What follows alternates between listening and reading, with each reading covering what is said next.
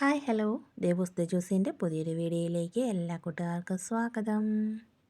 അപ്പോൾ ഇന്ന് വന്നിരിക്കുന്നത് ഒരു കുക്കിംഗ് വീഡിയോ ആയിട്ടാണ്. ചെറിയ ചേമ്പും ഉണക്കമീനോടെ കറി വെച്ച് കഴിഞ്ഞാൽ അടിപൊളി ടേസ്റ്റാണ്. ഉണക്കമീൻ അയിലയാണെങ്കിൽ ഉണക്ക അയിലയാണെങ്കിൽ ഒന്നുകൂടെ ടേസ്റ്റാണ്. എനിക്കതാണ് കൂടുതൽ ഇഷ്ടമേ. പച്ചമീൻ ഇറച്ചിയൊക്കെ കൂട്ടി മടുത്ത് കഴിയുമ്പം ഇടയ്ക്ക് ഇങ്ങനെയൊക്കെ ഒന്ന് വെച്ച് കഴിഞ്ഞാൽ നമുക്ക് ഒത്തിരി ഇഷ്ടമാവും. അപ്പോൾ എല്ലാവരും കണ്ടു നോക്കിയിട്ട് വീഡിയോസൊക്കെ ഇഷ്ടമാവുകയാണെങ്കിൽ ഉറപ്പായിട്ട് ട്രൈ ചെയ്ത് നോക്കണേ. നിങ്ങളുടെ അഭിപ്രായങ്ങളെല്ലാം കമൻറ്റിലൂടെ എന്നെ അറിയിക്കണേ. പുതിയ കൂട്ടുകാർ ആദ്യമായിട്ടാണ് ചാനൽ കാണുന്നതെങ്കിൽ വീഡിയോസൊക്കെ ഇഷ്ടമാവുകയാണെങ്കിൽ ഉറപ്പായും നിങ്ങളൊന്ന് സബ്സ്ക്രൈബ് ചെയ്ത് സപ്പോർട്ട് ചെയ്യണേ. പിന്നെ ലൈക്ക് ചെയ്യാനും ഹൈപ്പ് ചെയ്യാനും എല്ലാവരും മറക്കരുത്. അപ്പം നമുക്ക് വീഡിയോയിലേക്ക് പോയാലോ. ഇനി കറിക്ക് ആവശ്യമായ ചേമ്പെല്ലാം തോലൊക്കെ കളഞ്ഞ് ഒന്ന് കഴുകി വൃത്തിയാക്കിയതിന് ശേഷം ചെറിയ കഷ്ണങ്ങളാക്കി നുറുക്കി ഒരു ചട്ടിയിലേക്ക് മാറ്റിയിട്ടുണ്ട്. ഇനി ഇതിലേക്ക് കുറച്ച് വെള്ളവും ലേശം ഉപ്പും കുറച്ച് മഞ്ഞൾപ്പൊടിയും കൂടെ ഇട്ട് നമുക്കിതൊന്ന് തിളപ്പിച്ചെടുക്കാം. തിളപ്പിച്ച് അതിൻ്റെ വെള്ളം ഒന്ന് ഊറ്റിക്കളഞ്ഞെടുക്കാവേ.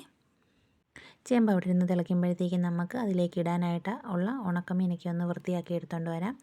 ഉണക്കമീനെല്ലാം ഒന്ന് വൃത്തിയാക്കി എടുത്തിട്ടുണ്ട്. ഇനി അതിൻ്റെ കൂടെ ഒരു 4-5 പച്ചമുളക്, ഒരു 4-5 കഷ്ണം കുടംപുളിയെല്ലാം ഒന്ന് എടുത്തു വെച്ചിട്ടുണ്ട്.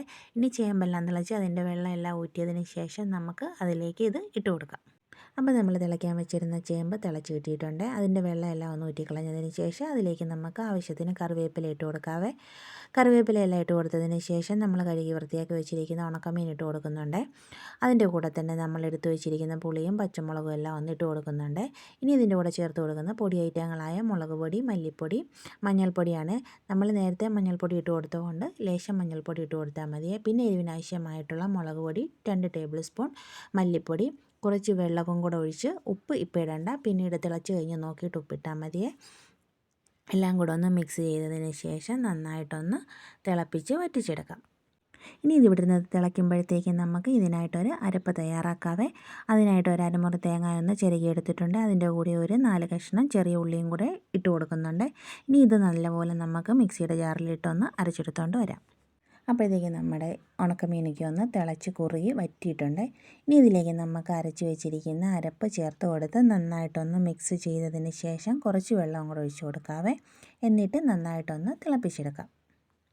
അരപ്പൊക്കെ ചേർത്ത് കഴിയുമ്പോൾ ഉപ്പൊക്കെ ഒന്ന് നോക്കിയിട്ട് കുറവുണ്ടെങ്കിൽ ഉപ്പ് കൂടെ ഒന്ന് ബാക്കി ചേർത്ത് കൊടുക്കണേ.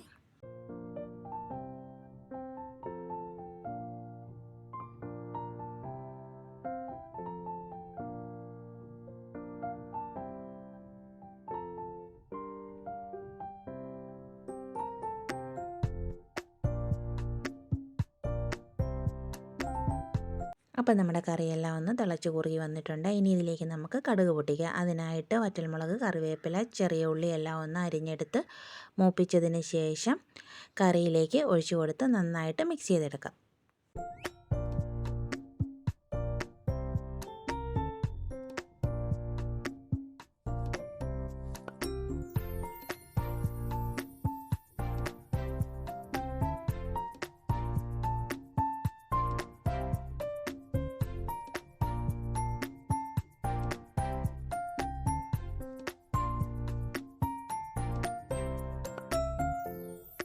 ഉണ്ടാക്കാനായിട്ട് വളരെ എളുപ്പവും കഴിക്കാനായിട്ട് വളരെ ടേസ്റ്റി ആയിട്ടുള്ള ഒരു ഉണക്കമീൻ കറിയാണ്. അപ്പോൾ ഉറപ്പായിട്ട് എല്ലാവരും ട്രൈ ചെയ്ത് നോക്കണേ. അടുത്ത വീഡിയോയിൽ വീണ്ടും കാണാം. ബായ്.